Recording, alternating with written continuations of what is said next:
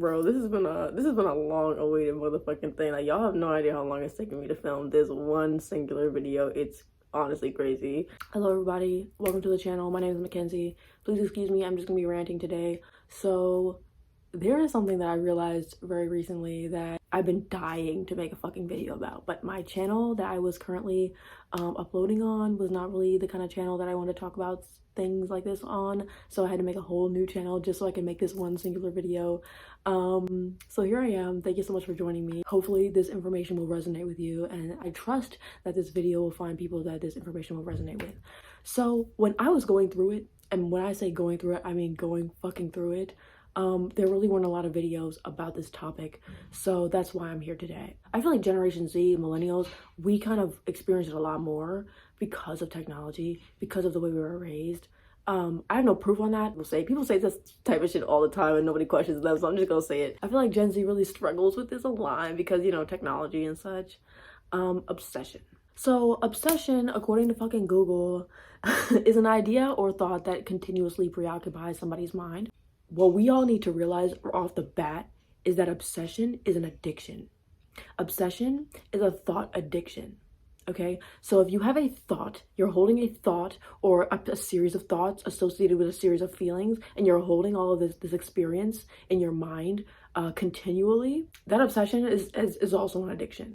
And to be honest, you got to do some research on like dopamine and like how this shit affects your brain. The short version is everything elicits a feeling. Everything we do elicits a feeling. Some things elicit more feeling than others. Watching movies, watching anime, listening to K-pop, or listening to music, hip-hop, all of these things that we engage in gives us a dopamine high. So you can get doped off of literally anything, off of reading books even, but it's just the amount of dopamine that's released that depends on how addictive the substance or activity is.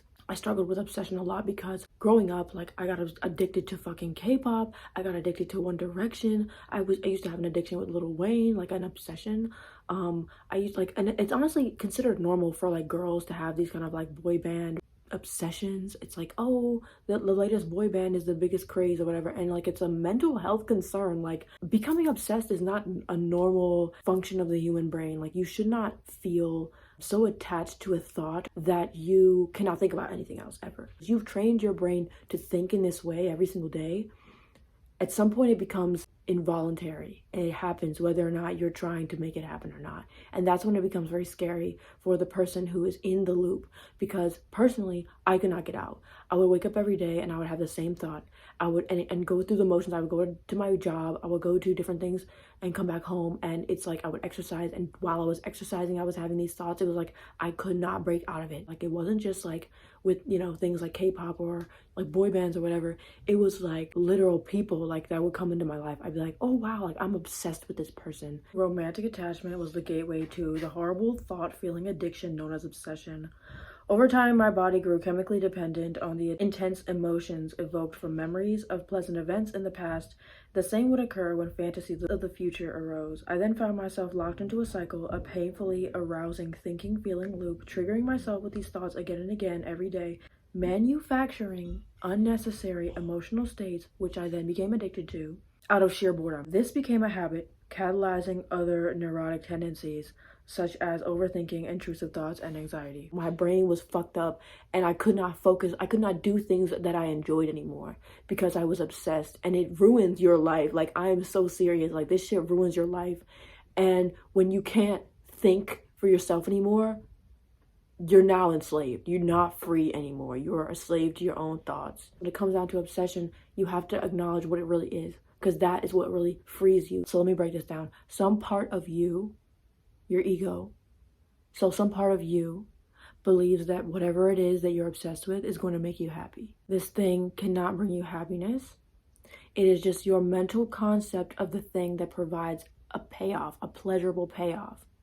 Okay, so you're just basically tickling your limbic system. You're not really moving towards any of these goals that you've set for yourself. You're not really pursuing happiness or pursuing milestones. You're really just sitting in a corner rocking, you know, like the rats that have this button, and the rats that have the button in the cage, and they just keep flicking the button because it gives them a limbic payoff. Okay, they just keep getting high. So that's what you need to understand about obsession, is that you're just stimulating yourself.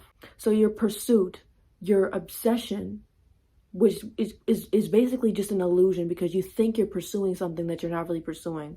You're just getting high off of the idea of getting it. That's what imprisons you in your own mind. That's what gets you caught in this thinking, feeling loop. Obsession, when it comes to people and relationships, obsession stems from attachment. Okay, your mental caricature of this person is what gets you high.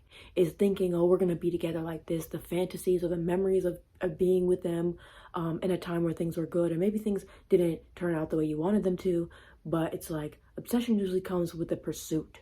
So it's like this thinking, feeling loop, this fantasies, memory loop of thinking about how things could be, or thinking about how things were and how they're not anymore. So what I did, I had to realize and accept that I was addicted to my concept of this person. I had to realize that it was not the person themselves. You know, I had to make a list. Okay, all the pros that this person gives me, all the cons. Okay, this person, whoever it is you're obsessed with, they are just a human being. Their shit stinks, and their fart smells, and they fucking wake up in the morning and their breath stank. Like, they are a normal person. You have to remove the pedestal aspect, okay? Because there is nothing glamorous about this thing that you want. Aaron Doherty, he said, if you treat someone like a celebrity, they're gonna treat you like a fan. What you're putting out is what you're gonna receive. So if you're putting out needy, desperate energy, you're likely to push them away. If you're constantly obsessing about the outcome of your relationship with this person, you're likely going to create the opposite of it, because what you're really putting your energy into is the lack of what you want. And that's just basic law of attraction stuff. At the very beginning, distractions help, because you very well might have to go through a grieving process where you have to cry and sob and just purge your body of all of this pent up energy that you've been storing in different areas of your body. Just energy that no longer serves you on your path. And you will need to purge yourself of it. So it might take, you know, it's grieving. You're grieving a mental concept. You're grieving a version of yourself that felt like obsessing was your best bet at creating happiness for yourself. And I had to learn that obsession, attachment, it never yields happiness. You're not really free to make your own choices, because this other person controls how you feel. It's not the person's fault. It's not your fault. It's no one's fault. It's just where you were at the time. And it was getting you what you wanted at the time. But you want something more. You know, you want something more lasting. You want real happiness, real joy, real peace, and real love. And real love has nothing to do with attachment at all. And it has nothing to do with attachment, so it can never have anything to do with obsession, and it can never have anything to do with addiction. Okay, so this is from my journal. You cannot truly love someone if you are obsessed with them. Ultimately, you are more focused on fulfilling your addiction to your mental concept of them than you are with affirming, appreciating, and accepting your beloved. So I'm not saying that you don't actually have feelings for this person if this is like a romantic attachment kind of situation. I'm saying that you really need to ask yourself, why am I really doing this? Is it really them that gets me this high, or is it me that gets me this high? You know what I mean? Attachments can only shift between pleasure and pain because they're ego driven. They do not operate on the same energetic field as true lasting happiness. So basically what I want you to understand is that happiness is a choice that you make from the seat of consciousness every single day of your life. There is nothing, no thing, no person, no activity, no self-concept or belief system or value system that is going to show up one day and make the decision for you to be happy. No one's going to show up one day and decide to make you happy or decide that you are going to be happy. You have to choose to be happy. You have to choose to make a declaration to free yourself from this obsession or this thinking, feeling loop. And this is going to be an affirmation that you say in the morning, at night, whenever you feel like you're in a calm, relaxed state of being, when you're more likely to be able to impress on your subconscious mind. Make a declaration. Today I am free from all obsessive, intrusive thoughts. Today I am free to determine my own reality. I am the master of my own happiness. I wait for nothing and no one to be happy. Something like that, but make sure that it sounds like how you talk to yourself. Try to personalize it so that your mind actually believes it. Don't think of it as like I'm struggling with this, I can't get it together, like why am I like this? Because that just creates guilt. And that just like is opposite of what you want. This is something that I struggled with for a long, long time. And I told myself, my subconscious mind, I don't want to be like this anymore. I'm tired of ruining and self-sabotaging my own relationships. I'm tired of everything that I love like milking it dry almost, because I keep getting obsessed with things to the extent that I can no longer have happiness anymore. You know, addiction's the progressive narrowing of things that bring you joy. The world became very gray and vapid. There were only one or two things that I cared about because I was like in this mode of obsessing over different things. And when I surrendered my obsession, I felt just this freedom, you know, when it's like, you know, you're really happy, you know, you're really joyful, you know, you're really at peace, when you can find joy in lots of things, in everything. You can see joy and beauty and love in everything, not just in a person, one person, or one or two things. And I just want to tell you guys, just like, forgive yourself, okay? We are a product of fucking conditioning. We are a product of people trying to get in our heads and addict us to different things because it makes them money. For our mental illness is profitable. So I want you to forgive yourself for being in this situation in the first place. And I want you to understand that it's not your fault. Everything that you want, everything you need is already within you.